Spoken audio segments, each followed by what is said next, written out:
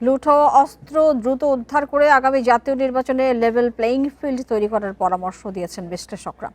এ নিয়ে আলোচনা করতে লালমনিরহাট থেকে আমাদের সঙ্গে যোগ দিচ্ছেন নিরাপত্তা বিশ্লেষক অবসরপ্রাপ্ত ব্রিগেডিয়ার জেনারেল মোহাম্মদ শামীম কামাল।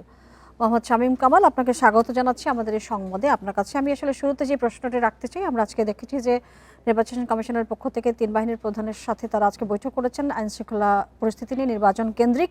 তার প্রেক্ষিতে তারা বলেছেন যে নির্বাচন করবার জন্য যে পরিবেশ প্রয়োজন সেটি সন্তোষজনক, সেটি আপনি মনে করেন কিনা? আপনাকে অসংখ্য ধন্যবাদ। আমি এটা মনে করি না সন্তোষজনক, বরং পরিস্থিতি একেবারে হিতে বিপরীত বা একেবারে লেজে গোবরে আমি মনে করছি।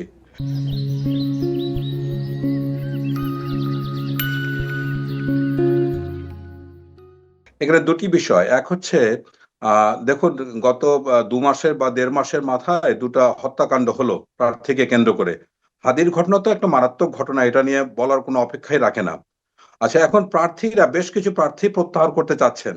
আমি শুধু নিরাপত্তা বিশ্লেষক হিসেবে কথাগুলি বলছি না, আমি নিজে একজন প্রার্থী, আমি একটি নিবন্ধিত রাজনৈতিক দলের চেয়ারম্যান। সেই পক্ষ থেকে যে আমি বলি, একেবারে ভয়ঙ্কর একটা অবস্থা তৈরি হয়েছে। প্রশাসন সম্পূর্ণরূপে ব্যর্থ হয়েছে এই ন্যূনতম নিরাপত্তা দিতে। আমি যদি এখন প্রশ্ন করি, আমি প্রার্থী হিসাবে আমার ব্যক্তিগত অস্ত্র আছে, আমি যখন অ্যামুনিশন বা গুলি কিনতে চেয়েছি তখন প্রশাসন থেকে বলা হয়েছে এখন অনুমতি দেওয়া যাবে না। আবার একই সাথে আমি যখন গণসংযোগ করছি, যখন আমার সাথে 5-7 জন লোক থাকছে আমার নিরাপত্তার জন্য, সেটা নিয়ে স্থানীয় প্রশাসন অতি উৎসাহ দেখাচ্ছে যে কেন আমরা এত এইভাবে কাজ করছি। তাহলে আমরা যাবোটা কোথায়? এখন মোট কথা হচ্ছে যে পাবলিক রিপ্রেজেন্টেটিভ হিসাবে আমার এলাকায় আমি জাস্ট একটা খণ্ডচিত্র দেই। আমার নির্বাচনী এলাকা লালমনিরহাট 2, এখানে 2টা থানা, আদিতমারি এবং কালীগঞ্জ। গত 2 সপ্তাহে এই এলাকায় নতুন করে প্রায় 20 থেকে 25 জনকে ধরা হয়েছে এবং তারা সবাই আওয়ামী লীগ করতো কোনো না কোনো ভাবে। তাদের বিরুদ্ধে মামলা হচ্ছে ছাত্র হত্যা বা অতীতের ইত্যাদি ইত্যাদি। এখন আমাদের কাছে যখন ভোটাররা জানতে চায় যে আমাদের নিরাপত্তা কি, তখন প্রশাসনের কাছে জিজ্ঞাসা করলে একটাই উত্তর পাওয়া যায়, তারা আওয়ামী লীগ করতো। তাহলে আওয়ামী লীগ তো 4 কোটি ভোটার আছে, এই 4 কোটি ভোটার কি এখন এই এই জুলুমের শিকার হবে?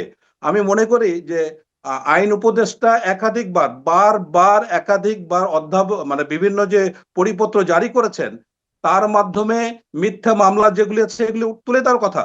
সর্বশেষ 173-এর এতে একটা নতুন ধারা করলো যে পুলিশ কমিশনার, এসপি সাহেবরা চাইলেই যাদের জড়িত না তাদের বাদ দিতে পারবে।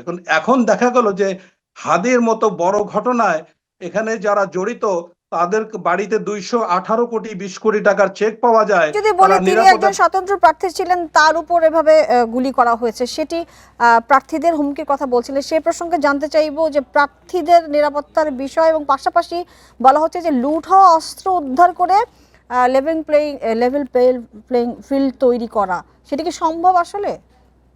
না, একেবারে সম্ভব না। সরকার ব্যর্থ হচ্ছে। এখন পর্যন্ত 1200 থেকে 1500 লুট হওয়া অস্ত্র রয়েছে, মানে বাইরে রয়েছে, সন্ত্রাসীদের হাতে রয়েছে। এটা সম্ভব না। এই সরকারের সেই সক্ষমতা নেই। স্বরাষ্ট্র মন্ত্রণালয় এবং আইন উপদেষ্টা সম্পূর্ণরূপে ব্যর্থ হয়েছে এবং তারা দ্বিচারিতা করছেন। তারা কোনোভাবে প্লেন লেভেল ফিল্ড তৈরি করার মোটেই আগ্রহী নয়। এই জিনিসটা আমি স্পষ্ট বুঝতে পারছি। তাহলে কেন পুলিশ এখন পর্যন্ত সেই ছাত্র হত্যা আসামিদেরকে ধরছে? এটা তো অন্যায়, অবিচার। আমি বুঝতেছি না সরকারের মধ্যে কেন এই দ্বিচারিতা। অন্তর্বর্তীকালে সরকার যদি আন্তরিক হয়ে থাকে তাহলে কেন আজকে আপনি লালমনিরহাট জেলার উদাহরণ দিয়ে বলি, গত সংসদে যারা পার্টিসিপেট করেছে, যারা স্বতন্ত্র প্রার্থী ছিল, একজন আজকে বাড়িতে থাকতে পারছে না। আওয়ামী লীগ যারা করেছে তাদের ইউনিয়ন মেম্বার। আপনার কি মনে হয় আসলে নির্বাচনে এগুলোর কতটুকু প্রভাব পড়বে?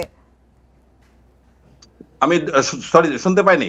জি, আপনি যে পরিস্থিতির কথা বলছেন এবং সার্বিক যে ক্ষুদ্র ক্ষুদ্র ঘটনাগুলো ঘটছে দেশে, সেক্ষেত্রে আসলে নির্বাচনে কতটা প্রভাব পড়বে বলে আপনি মনে করেন? এটা নির্বাচন অত্যন্ত শঙ্কিত অবস্থায় আছে বলে আমি মনে করি। এটাকে ভীষণভাবে প্রশ্নবদ্ধ করবে। আপনি এখন যদি মনে করেন যে মানে 4 কোটি ভোটার আওয়ামী লীগের, এখন তারা প্রত্যেকে অপরাধী, প্রত্যেকে ধরতে হবে, তাহলে এভাবে তো এটা তো সম্ভব না। এত বড় একটা জনগোষ্ঠীকে বাইরে রেখে, আতঙ্কে রেখে, ঘর ছাড়া করে আপনি প্লেন লেভেল ফিল্ড তৈরি করবেন কিভাবে? আমি তো এই সরকারকে মনে করি কোন রকম একটা নির্বাচন দিয়ে তারা দেশ থেকে ভেগে যাওয়ার চিন্তা ভাবনা করছে। সেনাবাহিনী একটা নির্বাচন সংগঠিত ব্যারাকে ফিরতে যাচ্ছে। সো পুরা দায়িত্বটা সামনে যে রাজনৈতিক দল আসবে তারা এর জোকসটা বুঝতে পারবে। জি, কত জনাব ভয়ঙ্কর পরিস্থিতি। জনাব শামীম কামাল, আপনাকে ধন্যবাদ আমাদের সাথে যুক্ত হয়ে কথা বলবার জন্য।